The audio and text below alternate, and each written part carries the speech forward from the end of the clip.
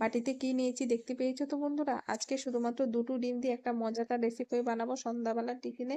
খুব জমজমাট হয়ে যাবে। আর এখানে দেখতে পেয়েছো তো তোমরা ৫টা আটার গুলি ছিল, সেগুলো দিয়ে মজাদার এগ রোল বানিয়ে ফেলেছি। মাত্র দুটো ডিম দিয়ে ৪টা এগ রোল বানিয়েছি।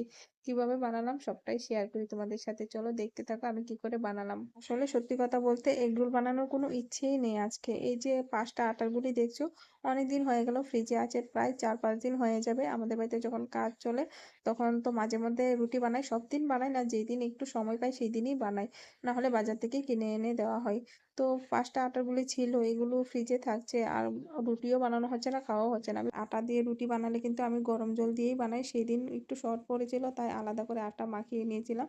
সেই জন্য এগুলো একটু শক্ত টাইপের হবে, সেই জন্য ভাবলাম একটু ভেজে যেহেতু খাবোই, এগরোল বানিয়ে খেলে খুব ভালো হবে, মজাদার হবে, ছেলেরাও খুশি হবে। আর সন্ধ্যার সময় তো জানোই একটু খাই খাই মনটা হয়। তো এখন থেকে ভাবছি এই খাই খাই মনটাকে একটু শান্ত রাখতে হবে, অত খাই খাই করলে হবে না। গ্যাসের যা সংকট পড়েছে, শুধু ভাত রান্না করে খাওয়াটাই চালিয়ে যেতে হবে। এইসব গ্যাসে পুড়ে খাবার খাওয়া এখন আর সম্ভব হবে না। আগে অনেক কিছুই বানাতাম, সব সময় বাড়িতে বানানোর চেষ্টা করি, বাচ্চাদের জন্য বাইরের খাবারটা কম দেওয়ার চেষ্টা করি। এখন কিভাবে সবকিছু ম্যানেজ করব সেটাই বুঝতে পারি না। যাই হোক, এগরোলটা কিভাবে বানাচ্ছি দেখতে পাচ্ছ তো তোমরা।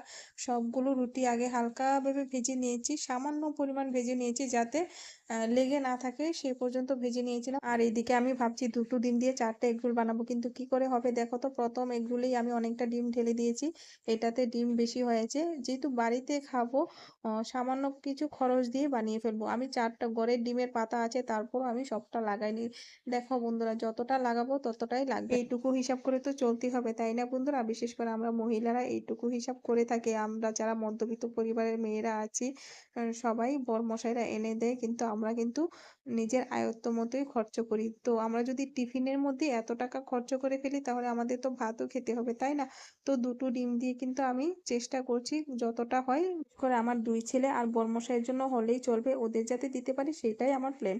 3টে এগরোল হলেও চলবে, আর আমার বাচ্চাদের জন্য, স্বামীর জন্য যদি দিতে পারি তাতেই আমি সন্তুষ্ট। আমার রুটিগুলো না হয় তেল দিয়ে ভেজেই খেয়ে নেবো। আমরা কিন্তু প্রত্যেক মহিলারা এই কাজটা করে থাকি, তাই না? আমাদের স্বামী সন্তান সুখী থাকলে আমরাও সুখী হই, ওরা খুশি তো আমরাও খুশি। দেখো, যেহেতু আমি এগুলো রুটির জন্য বানিয়ে নিয়েছিলাম, দেখো এগরোল বানাতে গিয়ে কিন্তু এগুলো লুচি হয়ে যাচ্ছে, দেখতে পেয়েছো তো কতটা একদম লুচি, ফুলকো লুচি হয়ে গেছে। কিন্তু বেশিরভাগগুলোই এরকম হয়েছে, প্রথমটা হয়নি। তো এগুলোকে একটু মুচমুচে করে ভাজা করতে হবে, তাই না? রোলের জন্য তো মুচমুচে করেই ভাজা করতে হয়, না হলে খেতে ভালো লাগে না। তো সবগুলোকে এভাবে ভেজে নিয়েছি একসাথে। দোকানে কি করে বানাই জানি না, আমি বাড়িতে যেভাবে বানিয়েছি আমি শুধু এইটুকুই জানি যে এটা পিওর একদম হেলদি, কোনো ক্ষতি হবে না তাতে। আমার এরকম তেলে ভাজা খাবার খেলে কিন্তু একটু না একটু ক্ষতি হবে, তবে মাঝে মধ্যে খেলে কোনো সমস্যা নেই, যেহেতু আমাদেরও মন চায় একটু অন্যরকম বা একটু স্পেশাল খেতে। তো দেখো এইভাবে কিন্তু সবগুলো এগরোল হয়ে গেল আমার। আর এটা যেটা শেষেরটা, এটাতে ডিম অল্প হয়েছে, এটা আমি খেয়ে নেবো, কারণ ডিমগুলো একটু বড় ছিল। আর এগরোলের সাইজটা তো দেখতেই পাচ্ছ তোমরা, অনেকটা ছোট, সেই জন্য কিন্তু সবগুলোই হয়েছে। তো প্রথম 3টে এগরোল খুব ভালোভাবে বানিয়েছি। আর আমি কিন্তু এভাবে হাতে উল্টে দিয়েছিলাম, তোমাদের দেখাতে পারিনি প্রথমে যে কিভাবে উল্টে দিয়েছি, কারণ ক্যামেরাটা ধরতে পারিনি।